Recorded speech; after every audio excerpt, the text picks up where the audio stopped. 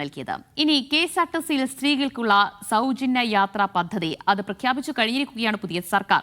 പക്ഷേ സൗജന്യ യാത്രയുമായി ബന്ധപ്പെട്ട ആശങ്കകൾ തെരഞ്ഞെടുപ്പിന് മുൻപ് മുഖ്യമന്ത്രി VD സതീശനും മന്ത്രി CP ജോണുമായി ചർച്ച ചെയ്തിട്ടുണ്ട് എന്നും തങ്ങളെ കൂടി പരിഗണിച്ചുകൊണ്ടേ നടപ്പിലാക്കൂ എന്ന് നേതാക്കൾ പറഞ്ഞുവെന്നും ബസ് ഓണേഴ്സ് ഫെഡറേഷൻ സംസ്ഥാന അധ്യക്ഷൻ KK തോമസ് മീഡിയ വണിനോട് പ്രതികരിച്ചു.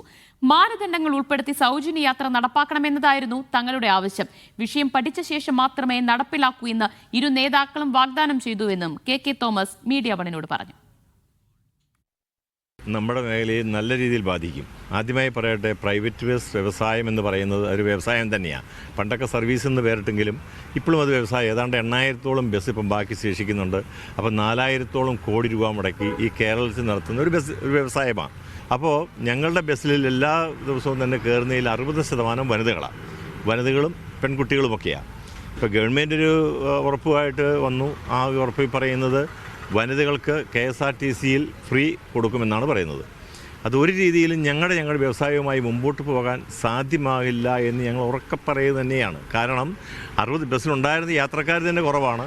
അതിൽ 60% സ്ത്രീകളായിരുന്നു. ആ സ്ത്രീകളൊക്കെ ഈ KSRTCയിൽ കയറി ഫ്രീ ആയി യാത്ര ചെയ്യുമ്പോൾ പ്രൈവറ്റ് ബസ്സിൽ ആളുകളാരും കയറാനില്ല. കുറച്ച് ആണുങ്ങളും പിന്നെ കുട്ടികളും ഒക്കെ കാണുകയുള്ളൂ. എന്തായാലും ഞങ്ങൾ ബുധനാഴ്ച ഇത് കണ്ടതിന് ശേഷം ഞങ്ങൾ കൂടിയാലോചന നടത്തി. ഞങ്ങൾ ഒരു സമരത്തിനില്ല, പക്ഷേ ഓടാൻ മുമ്പോട്ട് പോകാൻ പറ്റില്ല എന്ന് വരുമ്പോൾ ഇതെവിടെയെങ്കിലും കൊണ്ടുപോയിട്ടിട്ട് നമ്മൾ നിർത്തുകയേ സാധ്യമാവൂ. അതേ പറ്റുള്ളൂ.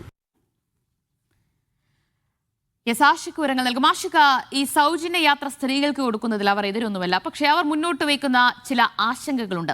അതൊക്കെ പഠിച്ച് പരിശോധിച്ച് മാത്രമേ ഈ പദ്ധതി നടപ്പിലാക്കൂ എന്ന ഉറപ്പ് സ്വകാര്യ ബസ് ഉടമകൾക്ക് ലഭിച്ചിട്ടുണ്ടോ സർക്കാരിൽ നിന്ന്?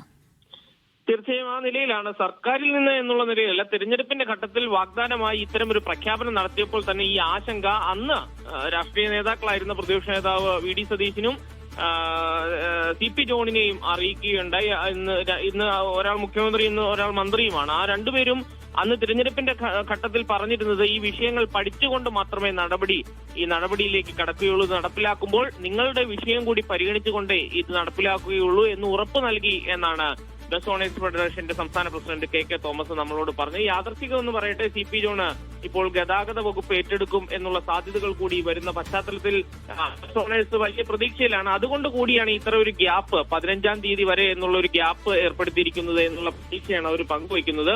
അവർ മുന്നോട്ട് വെച്ച നിർദ്ദേശം ഒരു സാമ്പത്തിക മാനദണ്ഡം ഏർപ്പെടുത്തുക എന്നുള്ളതാണ്. BPL-ന് താഴെയുള്ള കുടുംബങ്ങൾക്ക്, അങ്ങനെയുള്ള കുടുംബങ്ങളിൽ നിന്നുള്ള സ്ത്രീകൾക്ക് സൗജന്യയാത്ര ഏർപ്പെടുത്തുക. ആ നിലയിൽ ഏതെങ്കിലും ഒരു മാനദണ്ഡം ഏർപ്പെടുത്തിക്കൊണ്ട് ഈ സൗജന്യയാത്ര നടപ്പിലാക്കണമെന്നുള്ള നിർദ്ദേശമാണ് ഈ ബസ് ഓണേഴ്സ് ഫെഡറേഷൻ അന്ന് നേതാക്കൾക്ക് മുമ്പിലേക്ക് വെച്ചത്. അത്തരം നിർദ്ദേശങ്ങൾ പരിഗണിക്കാം എന്നുള്ള മറുപടി, അവിടെ നിന്ന് പോസിറ്റീവായ ഒരു മറുപടി നേതാക്കളുടെ ഭാഗത്തുനിന്ന് ഉണ്ടായി എന്നാണ് അദ്ദേഹം പറയുന്നത്. ഏതായാലും വീണ്ടും ഒരു സന്ദർശനത്തിന് കൂടി അവർ അപ്പോയിന്റ്മെന്റ് എടുത്തിട്ടുണ്ട്. വരുന്ന ദിവസങ്ങളിൽ വീണ്ടും മുഖ്യമന്ത്രിയെയും കാണുവാനുള്ള നീക്കത്തിലാണ് ഈ ബസ് ഓണേഴ്സ് അസോസിയേഷന്റെ നേതാക്കൾ ഉള്ളത്. ഏതായാലും തങ്ങളെ കൂടി പരിഗണിച്ചുകൊണ്ട് മാത്രമേ ഇത്തരം ഒരു നടപടി നടപ്പിലാക്കുകയുള്ളൂ എന്നുള്ള ആവശ്യമാണ് അവർ ഉന്നയിക്കുന്നത്.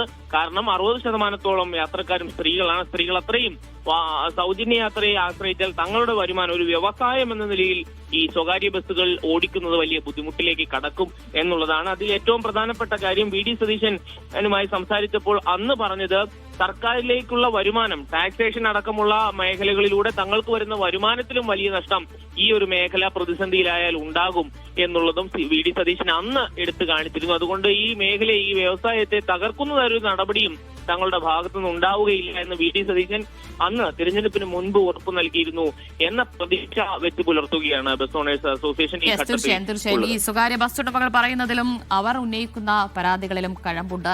കാരണം ആ മേഖലയെ ആശ്രയിച്ചു കഴിയുന്ന ഒരുപാട് ജീവനക്കാരുണ്ട് കേരളത്തിൽ. അപ്പോൾ അവരുടെ ഉപജീവന മാർഗം തകർക്കുന്ന രീതിയിലുള്ള ഒരു പദ്ധതി പ്രഖ്യാപിച്ചു കഴിഞ്ഞാൽ അത് തീർച്ചയായും പ്രതിഷേധത്തിലേക്ക് തന്നെ കൊണ്ടുചെന്നെത്തിക്കും. അപ്പോൾ അക്കാര്യം കൂടി പരിശോധിച്ചായിരിക്കും VD സതീശൻ സർക്കാർ ഈ പദ്ധതിയിലേക്ക് കടക്കുക എന്ന് തന്നെ നമുക്ക് കരുതാം. ആഷിഖാണ് വിവരങ്ങൾ നൽകിയത്. നമുക്ക് മറ്റു വാർത്തകളിലേക്ക് എത്താം ഇടവേളയ്ക്ക് ശേഷം.